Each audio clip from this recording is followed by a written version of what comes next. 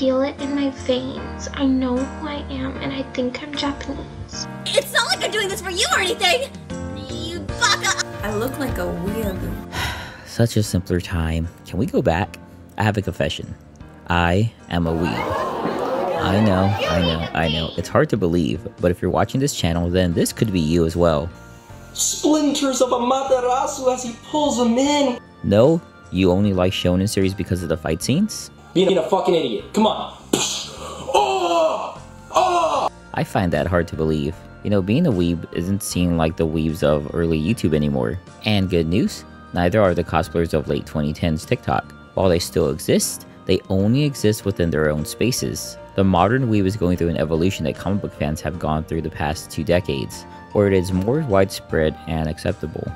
Oh god damn it, Yui, put down the fucking pink Super NES controller already and let's sing happy birthday. Essentially becoming part of the cultural zeitgeist, and being able to buy One Piece shirts at Target. But does having a preference on Japanese animation, comics, collectibles, and culture make you a weeb? And is it still seen as off-putting to those not aware or consuming the main form of media, which is anime? By the way, all the skits you are going to see from old YouTube are exactly what everyone does now. The weebs are just about a decade ahead of everyone else. Okay, I'm gonna call the police now. The dancing, the lip-syncing, the comedy clips, it's all there. You stupid baka. I can't believe you would dare talk to me. I hate you. Welcome back, I'm Dusk, but you can call me Koala. Today we're going to find out if you're a weeb, or what makes a weeb.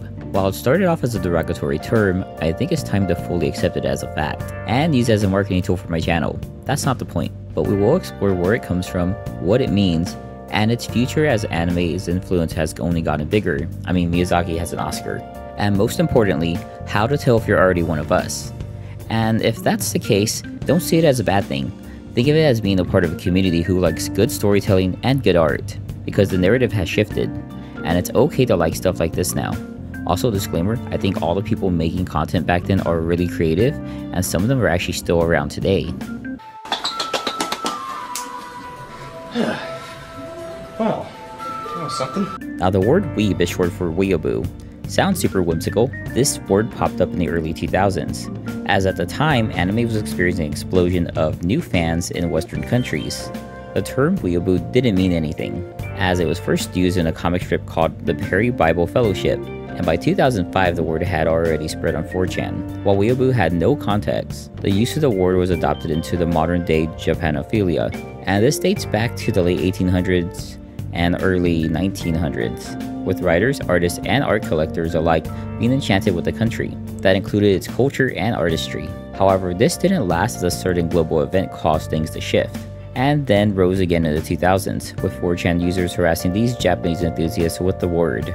Well, they actually used a different word, showing the word on the screen for educational purposes. Administrators of 4chan put a filter on the word, replacing it with weeaboo, which was much less offensive and silly sounding. Then of course, weeb being the shortened version of this. Some of the characteristics of the 2000 weeb included using Japanese words in their vocabulary. Think of words. I can't think in English right now. Desu. Such as kawaii, desu, chan, and sugoi, and spending money on items and collectibles from Japan, even really expensive ones, just like the art collectors in the 1800s. And over 100 years later, Japan still has cool stuff that we want. Another trait is that the weeb will act like their favorite anime character. IRL examples include the Naruto run, or writing in your classmate's death note, unironically.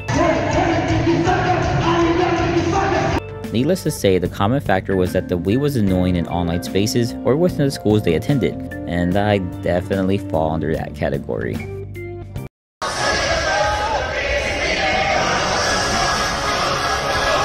Now the part you all have been waiting for, how to tell if you at home are a weeb. If you have 1, 2, 3 of these, then no, you just like anime and the cool story. But if it's 4 and above, I'm sorry to say, but you've been diagnosed as weeb. If that's the case, go ahead and subscribe, and I'll be adding my own points as I go through these. Okay, number 1, if you have more than one anime poster hanging in your room. If you have anime decorations in other places than your office or bedroom. If you have more than 5 anime shirts. The previously mentioned, have you ever done the Naruto run? Write your classmate's name in the death note. If you shyly tap your 2 index fingers together. If you use the words uwu or owu through text and or speech. If you have a Japanese nickname. If you gave yourself an anime-based nickname. If you openly carry around your manga instead of inside your bag. I've done that. If you have a sword collection, mostly from anime. As you know, every weeaboo has a sword. Whoops. If you name a pet after an anime character. If you name a child after an anime character. If you refer to your significant other as an anime character by name. If you refer to yourself and your significant other as an anime couple by name. That's like calling yourself Inuyasha and Kagome, or comic book fans calling themselves Harley Quinn and the Joker, same thing. If you read the light novels. If you subscribe to anime channels about one specific anime, like One Piece, Naruto, and Dragon Ball channels. If you watch seasonal anime when it comes out. If you post anime spoilers for new episodes online. If you get mad about anime posts online and feel the need to do something. If you're waiting for the latest chapter of a manga. If you have ever watched 100 episodes of One Piece. One Piece. If you have a waifu or husbando. If you marry your waifu or husbando. If you cosplay. That's not bad. You have to actually like the character to want to cosplay them. If you dress like an anime character while not cosplaying. I'm guilty of this. It's like wearing a Naruto headband. I miss that era. If you have an anime avatar as your profile picture across social media. Kinda have that now. If you give your contacts anime profile pictures. If the only Japanese you know are phrases from anime. If you think anime has changed your life. If you want to be an anime voice actor. If you've ever cried at a voice actor panel. If you ever shouted at an anime voice actor, I love you. Not all bad, but it just means you're really passionate about it. Okay, maybe the last one's a bit too much. If you write fanfiction about anime. If you write fanfiction about anime voice actors. You argue about anime online, like Twitter. You personally feel affected by anime voice actor stories online. You get offended when people refer to anime characters as fiction. Like when I called a Pokemon a thing, someone got really offended because it's not an animal, it's a drawing. Participate in harassment of anime studios online that are in Japan. Harass anime voice actors online, both the original Japanese and English. If you do that in Japan, you get arrested now, so just a heads up. Buy lazy anime merchandise. I have a video on that coming soon. Buy mega expensive anime merchandise. We've all done it, and there's no hiding it at this point. Subscription to anime video service, like Crunchyroll. Have a Dakimakura. Also no hiding this one.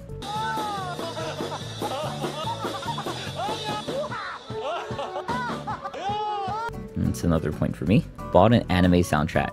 Became a fan of a band because they did a song for an anime. You brag about the anime you watch. You try to show people who have no interest in anime. You brag about keeping up with the manga.